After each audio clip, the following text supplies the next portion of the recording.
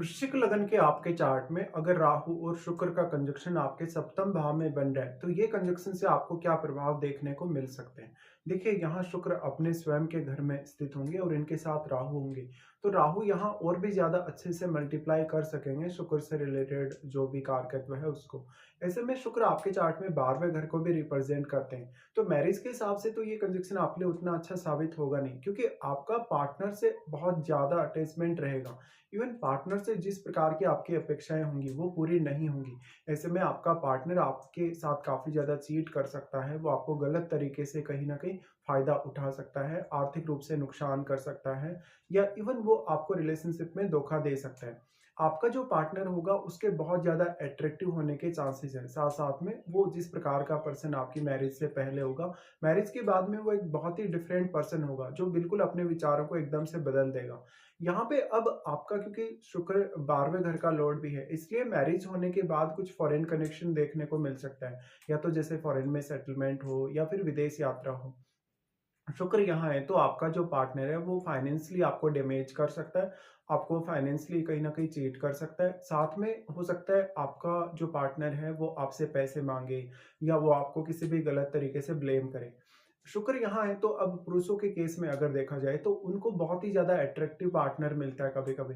या तो फिर आप स्वयं बहुत ज्यादा अट्रैक्टिव होंगे या तो फिर आपका पार्टनर बहुत अट्रैक्टिव होगा, दोनों ही प्रकार की स्थितियां देखने को मिल जाती हैं।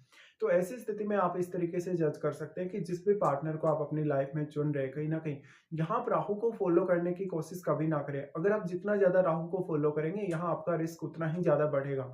तो अगर मान लो आपने लव मैरिज किया, आपने इंटरकास्ट मैरिज किया, या आपने किसी अदर कंट्री के पर्सन से मैरिज किया, तो आपके लिए राहु उतना ही ज्यादा कहीं ना कहीं प्रभाव डालते हैं। अब शुक्र से रिलेटेड जो क्वालिटीज हैं उनके मल्टीप्लाई होने की वजह से शुक्र से रिलेटेड आपके लिए कोई भी प्रकार का प्रोफेशन चुनना, या तो शुक्र से रिलेटेड किसी भी प्रकार का बिजनेस करना बहुत ज्यादा अच्छा रह सकता है।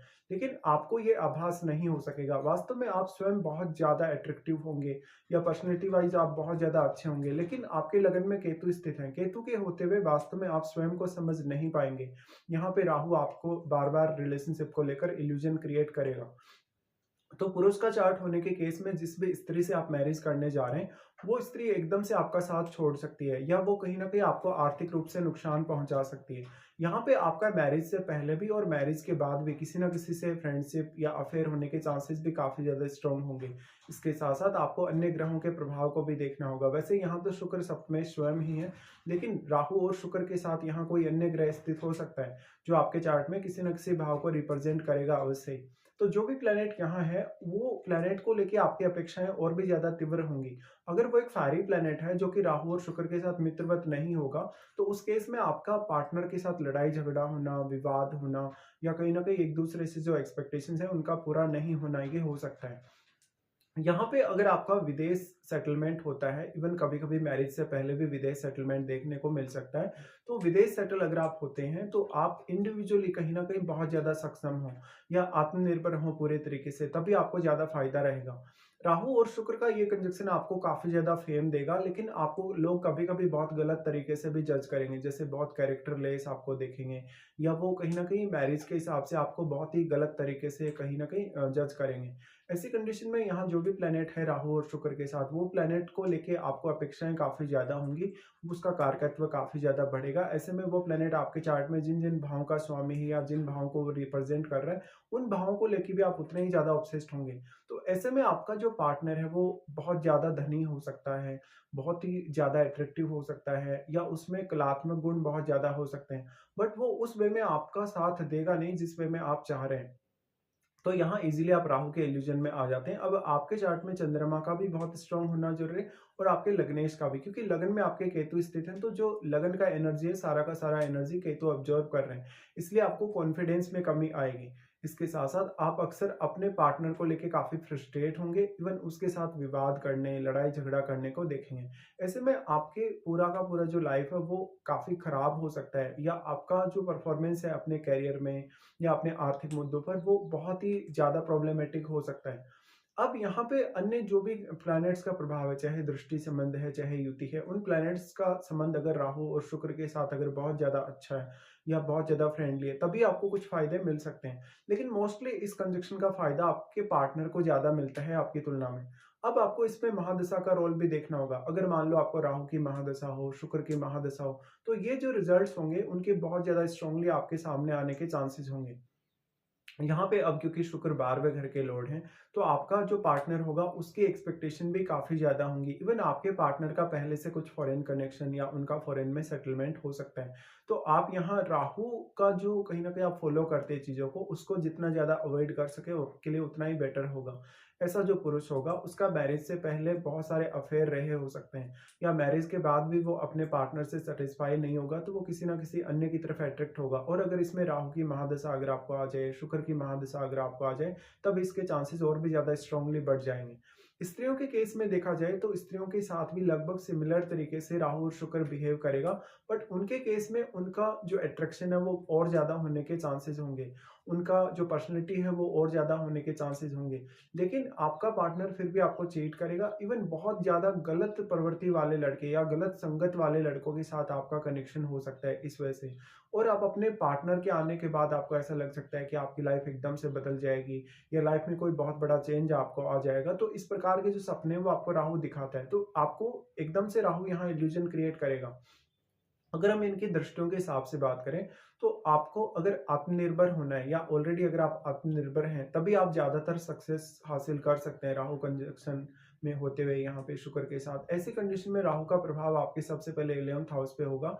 तो 11th हाउस पे राहु इस तरीके से दृष्टि डालें तो वो आपकी अपेक्षाओं को और भी ज़्यादा तीव्रता से बढ़ाते हैं। आपके नेटवर्क सर्कल को भी काफ़ी ज़्यादा बढ़ाने का काम करते हैं। लेकिन आपको आपके नेटवर्क से उतना ज़्यादा फ़ायदा मिल नहीं पाता, क्योंकि लगन में केतु के होते हुए आपको लोग ईज़िली जज कर लेते हैं। आपकी छुपी हुई बातों को, गोपनीय बातों को एकदम से पहचान लेते हैं और आपका फ़ायदा उठाते हैं। तो जब भी आपका नेटवर्क सर्कल में कोई भी पर्सन आपसे कॉन्टैक्ट में है, अगर वो पर्सन आपको किसी भी प्रकार का ऑफ़र दे रहा है, किसी भी प्रकार का बिज़नेस में पार्टनरशिप में आने के लिए बोल रहा है, या कोई भी अन्य तरीके का आपको इस तरीके को लुभाना अगर ऑफ़र दे रहा है, तो आपको उस पे बहुत ज़्यादा ध्यान देने की आवश्यकता नहीं है। इवन आपको ऐसे ऑफ़र्स को इग्नोर करना चाहिए। यहाँ पे अब जो आपके 11th हाउस में प्लैनेट होगा, वो प्लैनेट भी आपके लाइफ में काफ़ी मेजर जो रोल है प्ले करेगा। क्योंकि देखिए आपका जो 11वां घर है वो बुध का घर है, और बुध के घर में पहली बात तो बुध आपके चार्ट में बहुत ही स्ट्रांग स्थिति में हो, और अगर वहाँ कोई ग्रह बैठा भी है तो वो अगर राहु का एक मित्र ग्रह हो, तभी आपको आर्थिक रूप से राहु ज़्यादा फायदा करवा सकता है। क्योंकि यहाँ आपको पार्टनर पे आप जितना ज़्यादा ट्रस्ट करेंगे, उतना ही ज़्यादा आपको नुकसान होता जाएगा। इसके साथ ही राहु और शुक्र दोनों का प्रभाव आपके लगन पर होगा, बट लगन को जितना भी एनर्जी मिल रहा है, सारा का सारा एनर्जी केतु अब्जॉर्ब कर रहे हैं। इसलिए आपके लग्नेश मंगल का स्ट्रांग होना बहुत ही ज़्यादा ज़रूरी है। इसके साथ-साथ यहाँ कोई अन्य प्लैनेट अगर केतु के साथ बैठ गया है आपके लगन में, तो उस प्लैनेट का जो प्रभाव है, या उस प्लैनेट की जो एनर्जी है, उसको भी केतु काफ़ी अब्ज़ॉर्ब कर रहे हैं। इसलिए आपको उस प्लैनेट विशेष से जो अपेक्षाएँ हैं, या उन भावों से जो अपेक्षाएँ हैं जिनका वो स्वामी होकर यहाँ बैठा है, तो वो आपकी पूरी नहीं होंगी। यहाँ पे उसके बाद राहु प्रभाव डाल रहे हैं आपके तीसरे घर पे। देखिए तीसरे भाव पे राहु प्रभाव डालें, तो आपके चार्ट में क्योंकि यहाँ राहु आपके एफर्ट को काफ़ी ज़्यादा बढ़ाने का काम करेंगे, आप कोई भी प्रकार का ब्लाइंडली रिस्क ले लेंगे, इवन अपने रिलेशनशिप को लेकर भी, तो यहाँ आप एकदम से प्रॉब्लम से घिर जाते हैं। ऐसे में दूसरा पर्सन आपका फ़ायदा ही उठाता है, आपको कोई भी सपोर्ट नहीं करता।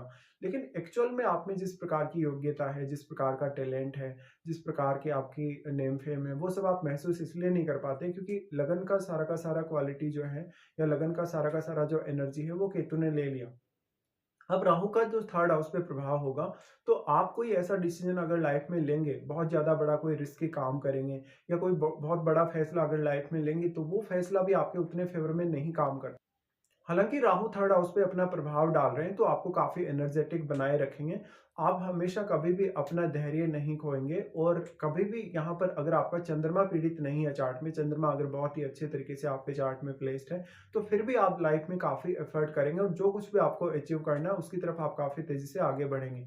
तो राहु और शुक्र का ये कंजंक्शन आपके करियर वाइज़, आपकी घरेलू लाइफ़ और आपके इवन रिलेशनशिप को काफ़ी स्ट्रांगली प्रभावित कर सकता है।